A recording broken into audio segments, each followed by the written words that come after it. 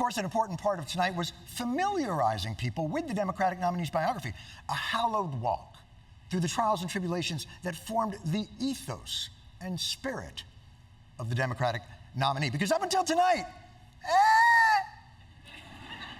they didn't have a lot. Thin on the anecdotes, quite frankly. I mean, I know they didn't have much time, but this is what they were running out there. Vice President Harris came and visited my restaurant.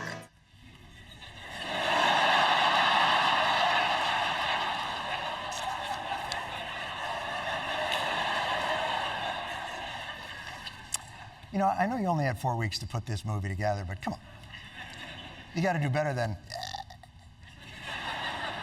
I was working and she walked in. I drove her in an Uber. Come on, the big movers and shakers of the Democratic Party must know her well. She worked at McDonald's. And she greeted every person with that 1,000-watt smile and said, "How can I help you?"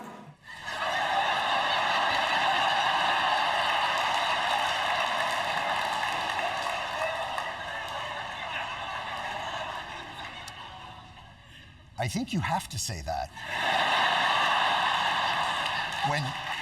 when you work at McDonald's, or really any point of service occupation.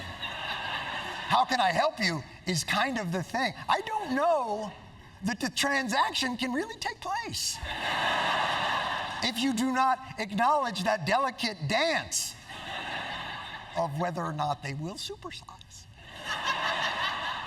Are there less professional, more personal stories? My phone rings. It's Kamala Harris. She called me. My phone rang again, and it was Vice President Kamala Harris. If you're lucky enough to be her friend, she calls you on her birthday. Wait.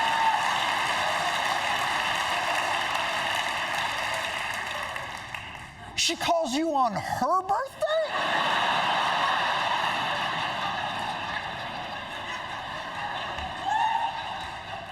That is very on her birthday, she calls you. Hey, girl. It's Kamala. Anything you have to say to me that you should have said hours ago? By the way, this is like night 3 information. We're 3 days into the convention and we're like, so she has a phone. By the way, is literally one of the only things we knew about her before she took office. We did it, Joe. On the phone. She called people.